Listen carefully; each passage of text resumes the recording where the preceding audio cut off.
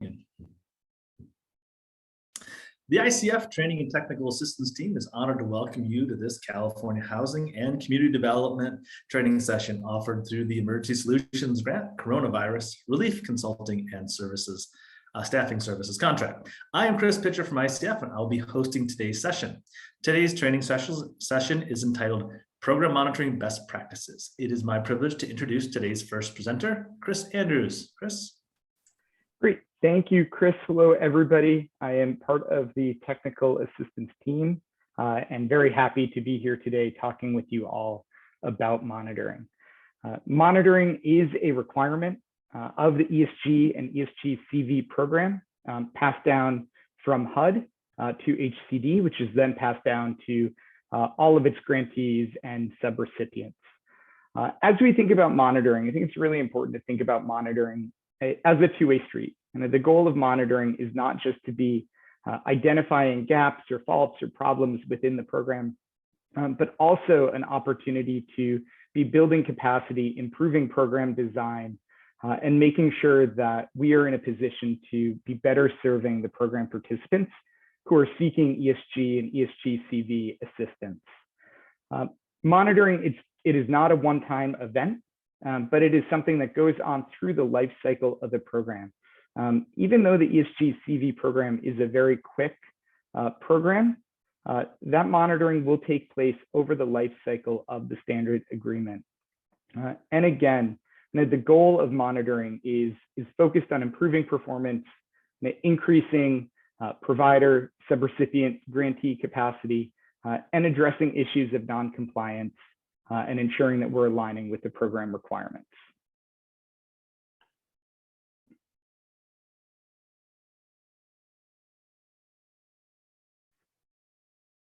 Within the standard agreement, HCD's grantees are required to be monitoring and reporting on the performance of the activities and programs that they are carrying out. And this includes both activities that the grantee may be carrying out directly, be it through an internal department or a division, but also through the use of subrecipients, service providers, contractors, and making sure that that monitoring is taking place and ensuring that those subrecipients, those departments, those programs that you all are managing directly are being carried out in a compliant manner.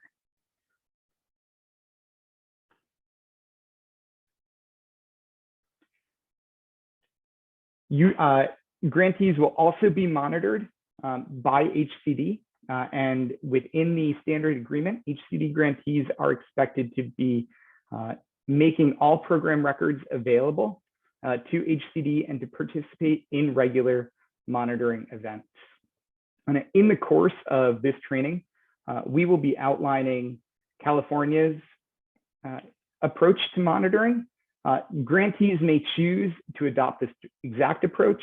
You may choose to adopt your own system.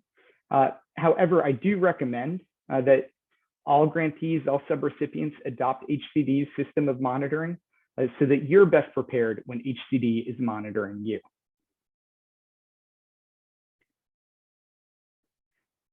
Let's begin reviewing the roles and responsibilities of monitoring. And we'll start kind of going down from the top to the bottom. And first, HUD is in a position to be monitoring and reviewing and the oversight of California HCD, the recipient of the ESG CV award. In turn, California HCD is responsible to ensure that the funding dispersed to grantees is being carried out in a compliant and correct manner and will be monitoring and overseeing those grantees. And those grantees are then monitoring their subrecipients, their service providers, their program operators as part of local program implementation. And kind of thinking about that in a reverse order instead of monitoring, if we're thinking about it in reporting, kind of that reporting would be flowing up. The subrecipients and service providers would be reporting on activities to the grantees. And grantees would be reporting on their complete portfolio of activities to HCD.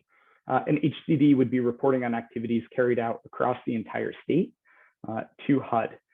I think when we think about roles and responsibilities, and I think especially when we're talking about monitoring, it's very easy to adopt the mindset that someone's out to get you, or we're not all on the same team. I think looking at the 4 stakeholders that are listed here in this slide, it's really important to remember that everybody is working to the same goal of making sure that those ESG and ESG CV dollars are being best allocated and best used to meet the needs of program participants. And we are all working towards that goal. So the purpose of monitoring isn't a gotcha purpose. It's really to be improving the performance.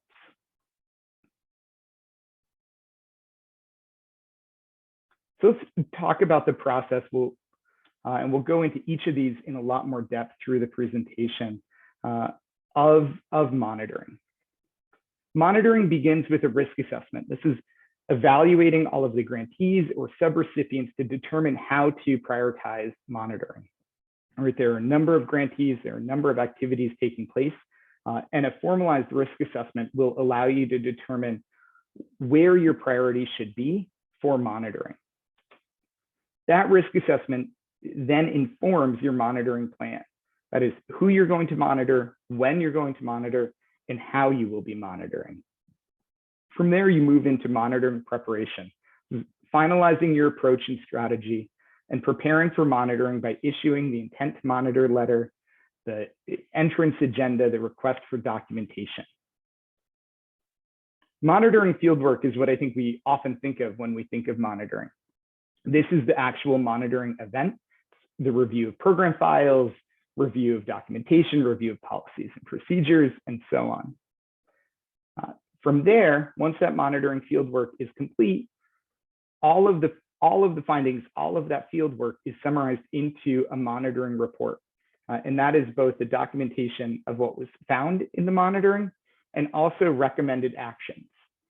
And then finally, the monitoring response is making sure that those recommended actions are carried out and are addressed. When we think about outcomes of monitoring, there are 3 potential outcomes. The first is a clearance, and no violation of the program or standard agreement requirements. Everything that was identified is being carried out in accordance with the program regs, as well as the standard agreement. 2 is a concern. This is a condition that may not be a complete violation at the moment, but if it's not corrected or rectified, it may result in a violation of the program requirements or standard agreement down the road. And then finally is a finding, and that is where there is a current violation or non-compliance with the program reg or a standard agreement requirement.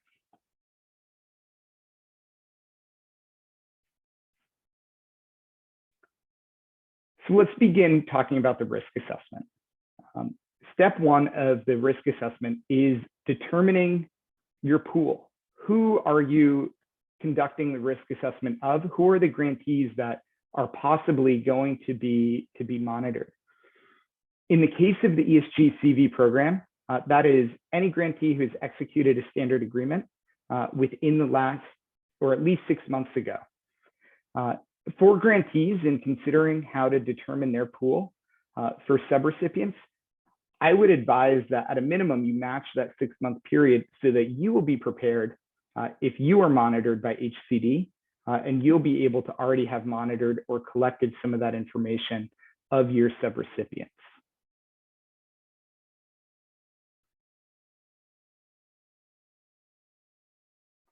And so for HCD, that is documented here in this risk assessment tracker. You can see the first 2 columns of the table. You're identifying the subrecipient or the grantee and the effective date of that agreement to identify who would be eligible to be in the pool and making sure that you're keeping that list. I think one of the things we're going to talk about over and over again in monitoring is really making sure that you're documenting and keeping accurate and current records.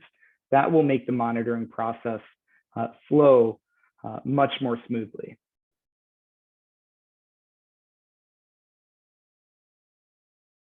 Once you have your pool of potential grantees or potential subrecipients, you would be conducting your actual risk assessment.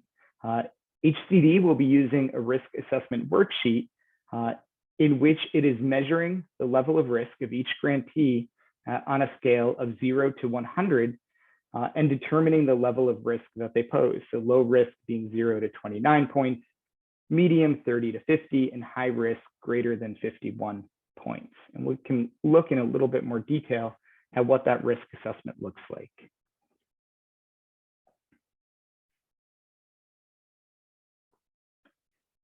So here you see that the assessment is broken down into 4 different categories.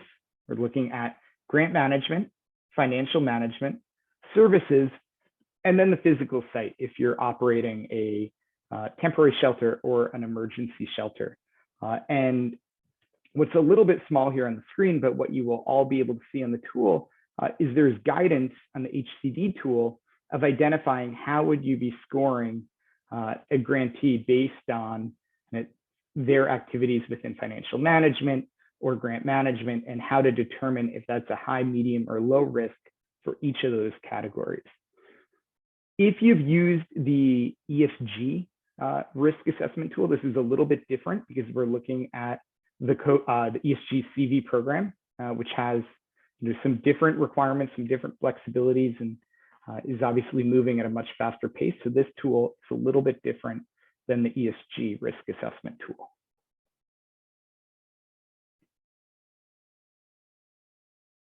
Once you've completed that assessment for everybody within your pool, you're then documenting what those scores are within your risk assessment tracker. And then you're able to rank all of your grantees in order from highest to lowest risk by using the sort functionality at the top of the table.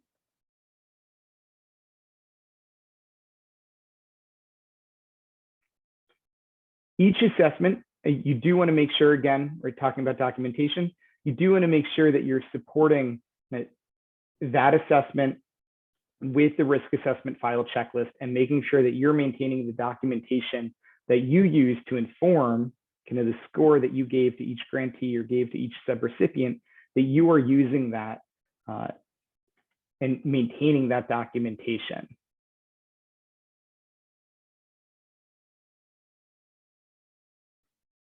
And then finally, once you have completed that, you review, double check, make sure that that risk assessment packet looks complete, looks correct, that you have all of the documentation supporting your results. And then ideally you have someone else reviewing and approving that and confirming that the risk assessment is complete. And once that risk assessment is complete, you're able to move on into the monitoring plan.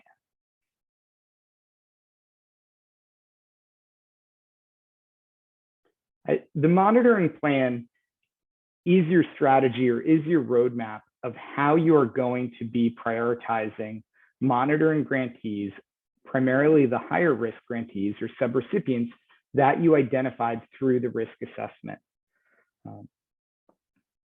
You are within your plan, you're identifying the grantees that you will be monitoring, the timeline for that monitoring. Will some monitoring happen within the next couple of months? Will some monitoring be in 4, 5, 6 months? Making sure that you're keeping the contact information, both of who will be monitored as well as who is doing the monitoring, and then identifying the type of monitoring, whether it will be on-site or remote. We can talk a little bit more about that on the next slide. A desk monitoring is a deep dive just into the financial review of at least one request for funds and a per grantee per quarter to ensure at a high level that appropriate source documentation is maintained and those financial requests are complete and accurate. An on-site monitoring is a much deeper review of the program, looking not just at what would be in the RFF, but at the entire program to ensure that there is eligibility documentation for program participants, correct data collection, documentation, meeting all of your federal overlay requirements for the program, and maintaining compliance with the standard agreement and the ESG and ESG CV requirements. Now, while we're calling that an on-site monitoring, it is important to note, due to COVID-19, many on-site monitorings will likely actually be carried out remotely to limit the risk of spread of COVID-19 among HCD and the grantees and subrecipients.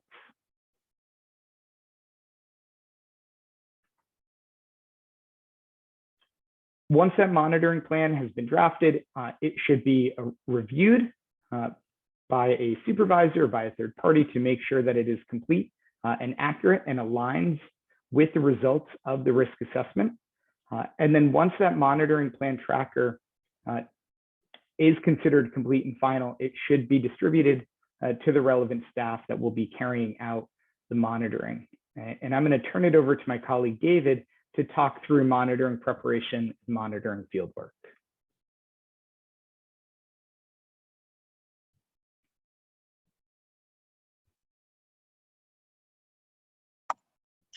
Good morning, everybody. David Munoz here. And so we've moved on to the third phase of the monitoring process, which is preparing for the actual monitoring event. There are 4 tasks within this phase, the first of which is to develop a monitoring strategy. The monitoring plan identifies at a high level which grantees you would like to monitor, but the monitoring strategy provides additional detail and texture to that plan. So the 4 key pieces of information that you'd be looking to identify in your monitoring strategy would include things like the type of monitoring, such as on-site or desk, the area or areas that will be reviewed, the checklists that will be used during the monitoring, and also a document request checklist. So as Chris had mentioned in the monitoring plan, 2 of those 4 items should have been identified during the development of the monitoring plan, which would have been the type of monitoring as well as the areas that will be reviewed. But it's important to not miss that step in this process, because the type of monitoring and the areas that you will be reviewing will inform which checklists you will utilize during the monitoring. The checklists will then determine which documentation you will need to support the conclusions that you will fill out in those checklists. On the left, we have an example of the monitoring strategy, and on the right, we have an example of the document request checklist. As you can see in the monitoring strategy, it collects a lot more information than just those 4 points, such as who is being monitored, why they're being monitored, which is the risk assessment, what type of monitoring is going to occur, when it will be occurring, where will it be occurring, whether it's actually on site or remote, who will be conducting the monitoring, what will they be monitoring for, and if there are any additional reasons why that monitoring is occurring, such as areas of concern or number of open findings, you may want to include that as well as some logistical items, such as travel arrangements or estimated staff hours.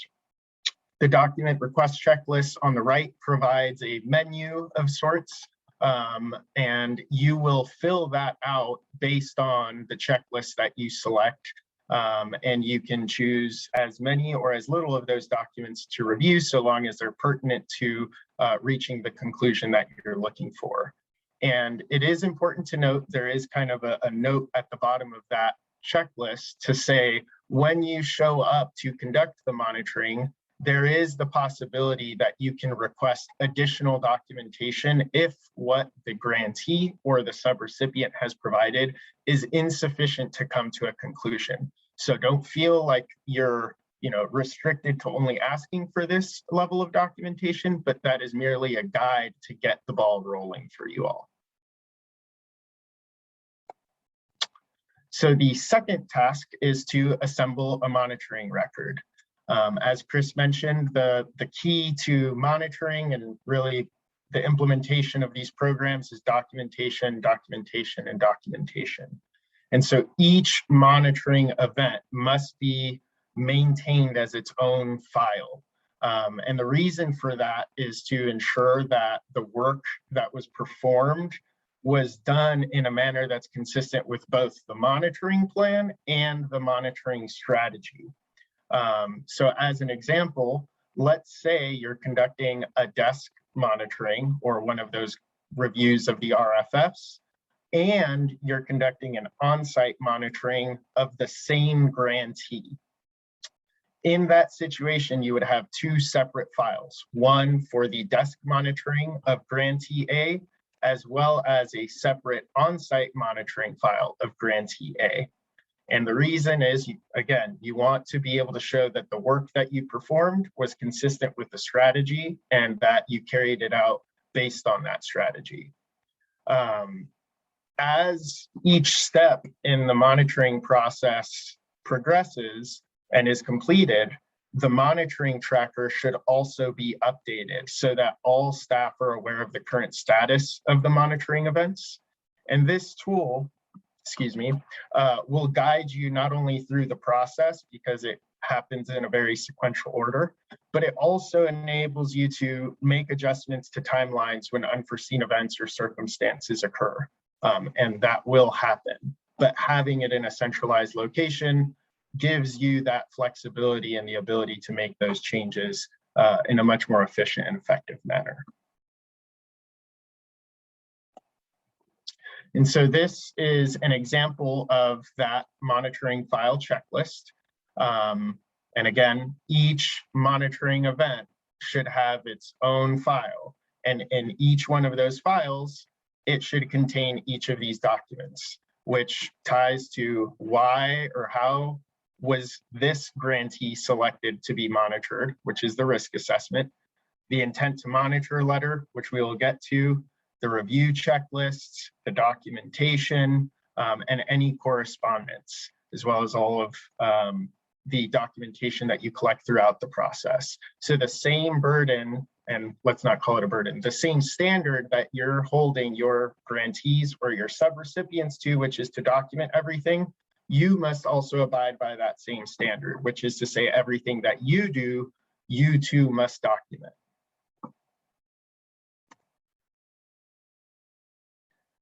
So the third task under the monitoring preparation phase is to draft and send the intent to monitor letter to the subrecipient or to the grantee at least 30 days before the monitoring event.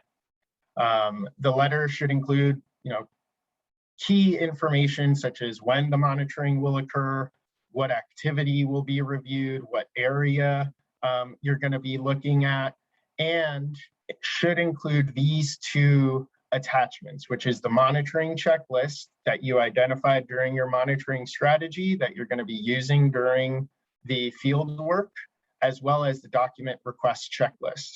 And so the goal with the intent to monitor letter is twofold. The first is you do want to provide the grantees or the subrecipients with sufficient time to gather and compile their records to demonstrate compliance.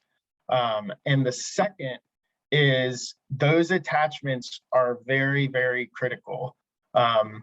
It is the equivalent of a teacher providing a student with the questions to the test before they take it, so that everyone is on the same page about what is expected of them, and so that they can gather all of the necessary records to demonstrate, hey, we meet all of these requirements. So as Chris had mentioned before, the purpose of monitoring is not a gotcha moment. It is a way to work as a partnership to improve the performance of all of your programs. And so this is one way to kind of assist in that process. And so this is a sample of an intent to monitor template that HCD uses or will use. And as you can see, most of it is a canned letter describing kind of the purpose and the scope of a monitoring. And it leaves room, which are highlighted in yellow, for you to input the specifics about the grantee that you're monitoring, the type of monitoring that will occur, what areas you intend to review, who will be conducting the monitoring event, as well as any checklists and documentation requests that you would have.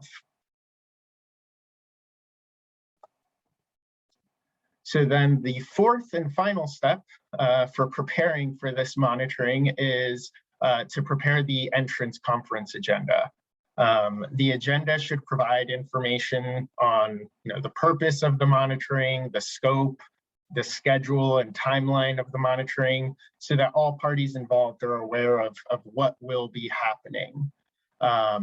Monitors are encouraged to review as much of the documentation that you have on hand prior to doing the actual on-site monitoring, so that you're at least aware of what the activity is about, and you may even identify some potential areas for deficiencies before you even go on site. So you can maximize the time that you have with the grantees and with the subrecipients to address those deficiencies that were identified before, rather than having to discover them on site with the limited time that you have.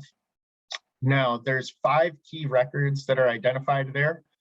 So within the standard agreement, you may want to look at the scope of work, the budget. Within the performance reports, you want to get an idea of what were their original accomplishment goals, what progress have they made towards achieving them. Within the request for funds, how much has the grantee or subrecipient expended, and how far away is it from meeting its financial objectives. Within the written standards, you want to have at least some idea of how it is that that grantee or subrecipient says that they carry out their day-to-day operations. And then lastly, any copies of audit reports may offer some insight into any issues that have already been identified. And that allows you to make sure that those issues are not recurring.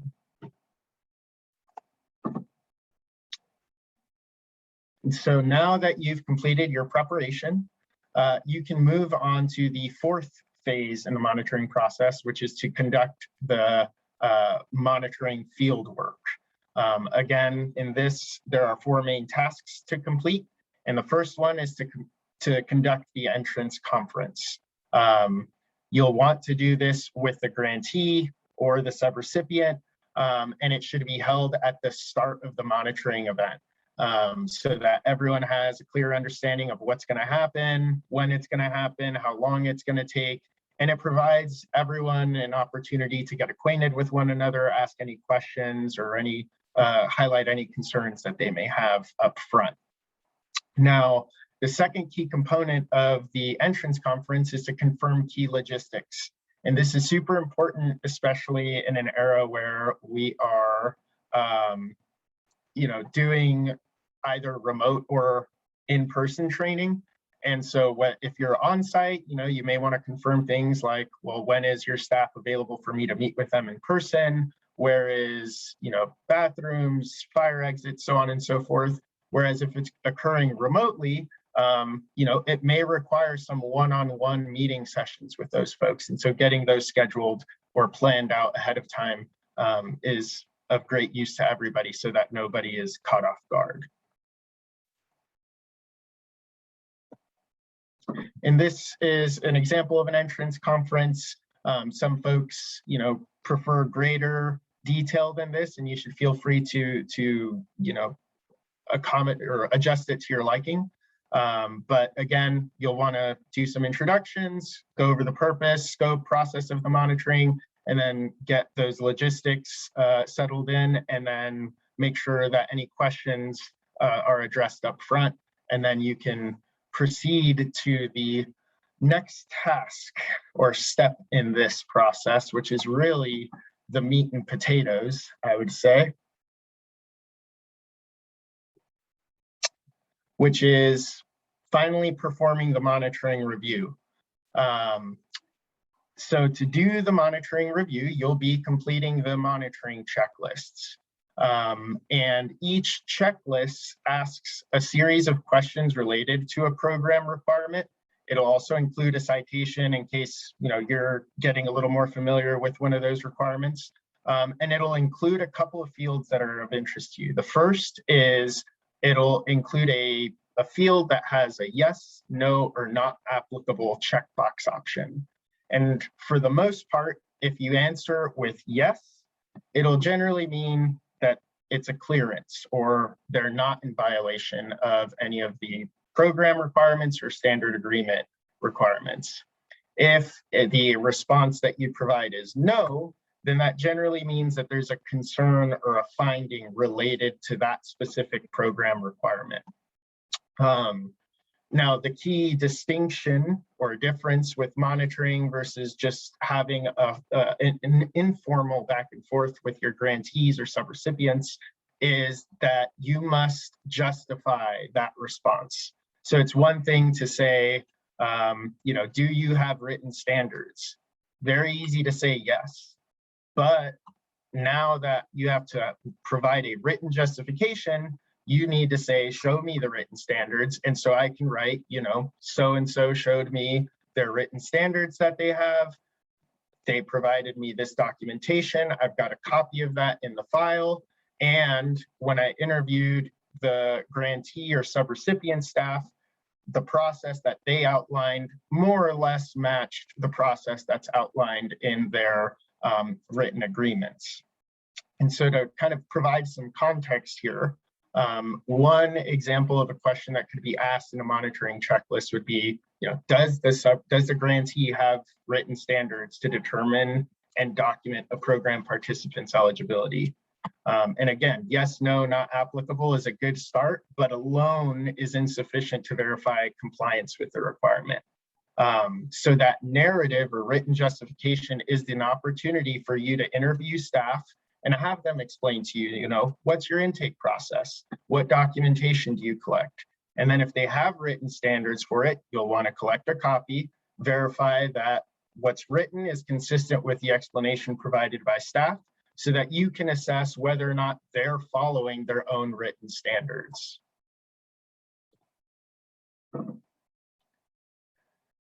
So continuing, still on performing the monitoring review, depending on the area or areas that you're monitoring, as well as the checklists or checklists that you'll be using, you may need to review a select sample of client files.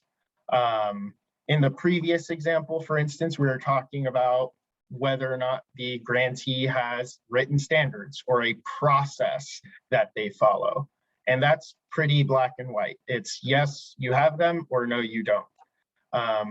But another example would be, do the program participant files contain eligibility documentation? So in other words, did they follow the process that they outlined in their written standards and that they said they follow as a response to the previous question? And so to come to a conclusion of either yes, no, or not applicable, you'll need to review their program participant files. And so given the volume of grantees, subrecipients, total number of program participants being served, time constraints of the monitoring, the best practice is to select a sample of the entire universe. And so this table here, where you can see the client files universe, let's say that the grantee that you're monitoring has served 99 clients to date. You'll want to get a record or a list of all 99 clients, and then you'll want to randomly select 20 clients from those 99 and then ask for those 20 client files. You'll go through those 20 client files, make sure that they contain the eligibility documentation. If they do, you'll kind of write that in your written justification, and then you can check off yes as a response, meaning they do meet that requirement. If for some reason you're noticing half of the client files have it, half of them don't, you might want to, or you would want to check off no, meaning not all of the program participant files contain the eligibility documentation. And so this is the part that takes a little bit more time, and that requires a little bit of investment on your part in reviewing all of the documentation. Most monitoring checklists, I think, are about 20-ish questions. And so this entire fieldwork process concludes once all questions for all of the checklists that you identified in your intent to monitor letter have been answered, whether it's a yes, no, or not applicable.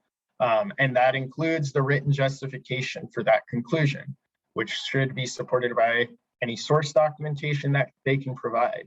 And so I do want to reiterate that point again that Chris brought up at the beginning of the training, which is, documentation, documentation, documentation.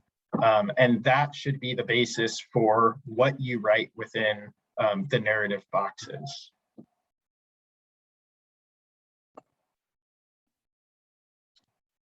So then once you have completed those checklists, the third task is to conduct an exit conference. You'll generally want to host that exit conference with the same key personnel that was involved in the entrance conference and kind of discuss any preliminary findings and concerns, as well as next steps in the monitoring process. So in the example that we provided, if you saw or you reviewed 20 client files for eligibility and only half of them contained the correct documentation, you may want to let them know, hey, when we reviewed your client files, we noticed that 50% of them were deficient. We didn't see the eligibility documentation that you have in your written standards. And so, here is the corrective action. You're going to need to collect that documentation, and that'll be part of the monitoring report. Now, let's say the grantee or subrecipient did have that documentation, but for one reason or another, it wasn't in the client file. You may want to provide that opportunity for them to correct a misunderstanding. Again, this is not a gotcha moment. We're merely partners here trying to make sure that we're all being successful in serving our clients and staying out of trouble. And so if they already had that documentation, it's just a matter of reminding them, hey, be better about putting it inside the client file.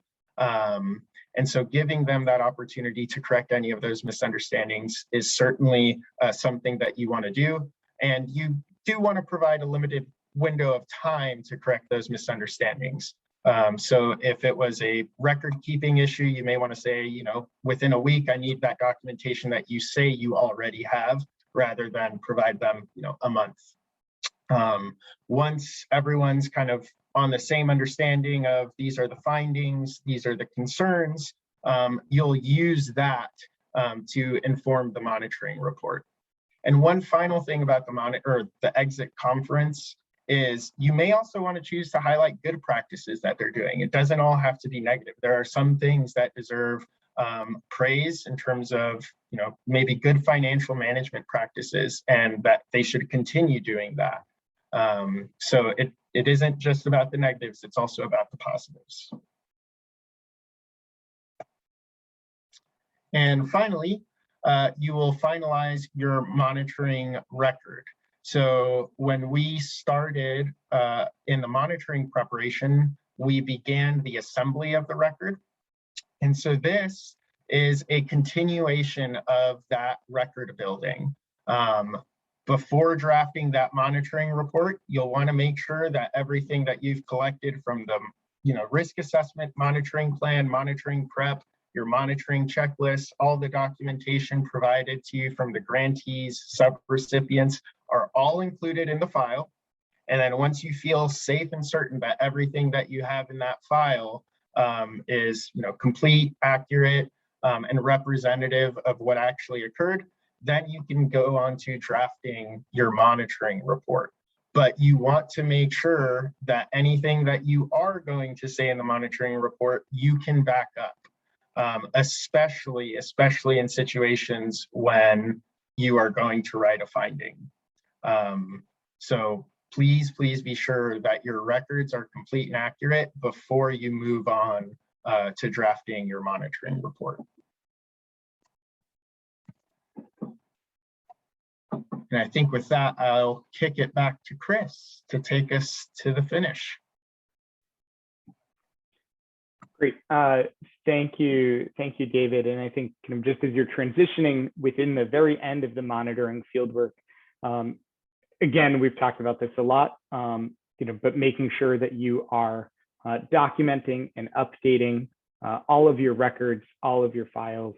And again, always a best practice kind of as you're finishing those checklists and preparing to move into your monitoring report, that you're having someone else on the team, a supervisor, another staff person, another team member, being available to be reviewing kind of the content and helping to confirm that what you have there is correct and complete and accurate.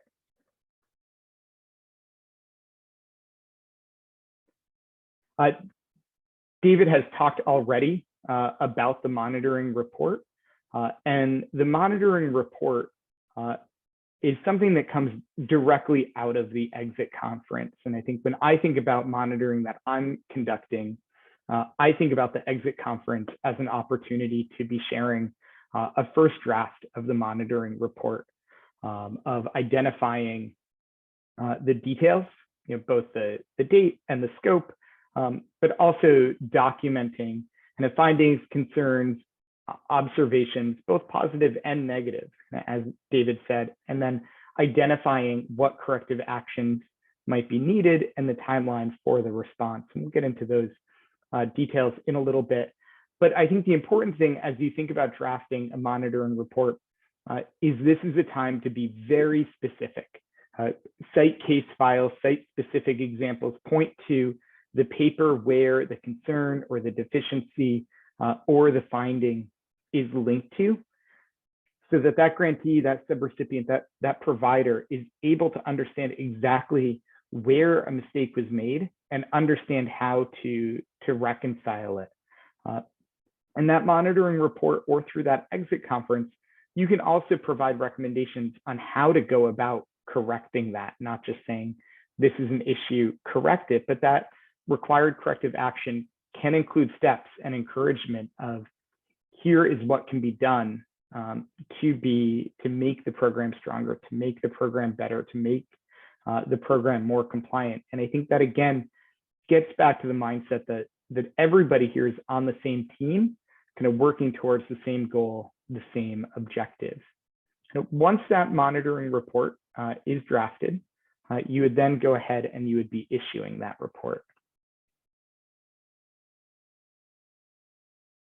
Again, always good to have someone to QC and review the document, especially when you are listing out findings and concerns and identifying corrective action. You do want to make sure that someone is reviewing that and agreeing that it is clear, that everything is linked back to data and to points that were noted within the actual monitoring fieldwork, and ideally identified in the exit conference. Generally, you want to be issuing that monitoring report fairly quickly after the exit conference. I think at a longer period, that would be a 30-day period, but you want to be getting that report out as quickly as possible while the exit conference is still fresh on that entity's mind.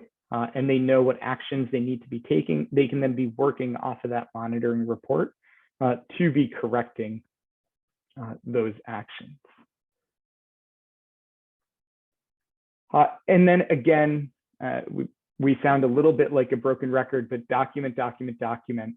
I think one of the most important things in monitoring is making sure throughout the process that you are keeping all of your checklists, all of your documentation, all of your correspondence within a program file, so that when someone comes back and looks at that monitoring in a year or 2 years from now, they'll be able to see kind of everything that was done.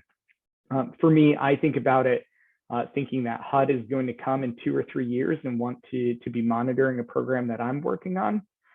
And I will have a complete checklist and a complete kind of monitoring file with all of that documentation, all of that correspondence from the risk assessment through the end of the program that I can hand over and pass off to HUD or to whoever is monitoring me to help with their monitoring process.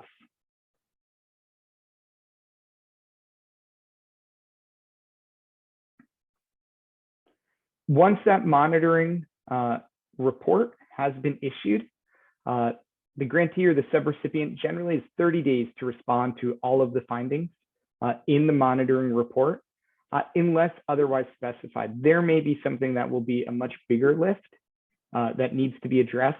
There may be something that you're trying to address a little bit quicker because you're trying to get it into a next quarterly report or into an updated documentation that you're trying to submit to HCD or submit to HUD, and will, may request for something a little bit faster or give a little bit more time. You should be reviewing the responses to make sure that each corrective action was appropriately addressed, and understanding to see what was done, kind of what was said that was done, and then looking at the file or looking at the documentation to confirm that it was done. If a finding was not adequately addressed, it's a really good time to provide more intensive technical assistance, work through what the problem is, what the issue is, where the area of non-compliance is, and then establish a work plan on how to address and resolve any open findings or concerns.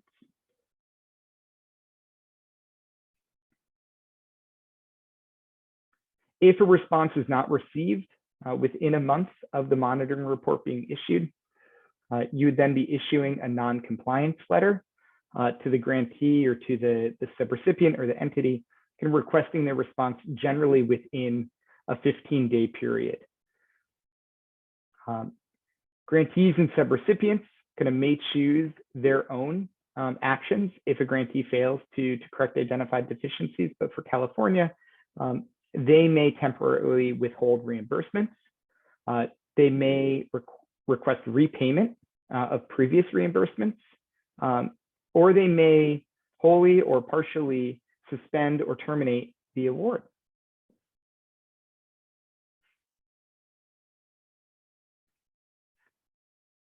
And then once all findings have been remediated, you will be sending out a clearance letter to the grantee. If the monitoring didn't result in any findings or concerns, that monitoring report will also indicate that it is the clearance letter. Again, when you are issuing that clearance letter, you want to make sure that you have the appropriate documentation supporting that there are no findings and no concerns, and that you're again documenting it within your monitoring plan tracker. And then finally, once the monitoring is complete, once that clearance letter has been issued and the monitoring file is complete, kind of from risk assessment through monitoring response, and everything is documented on the monitoring file checklist, at that point, you can indicate that that monitoring activity is done and final.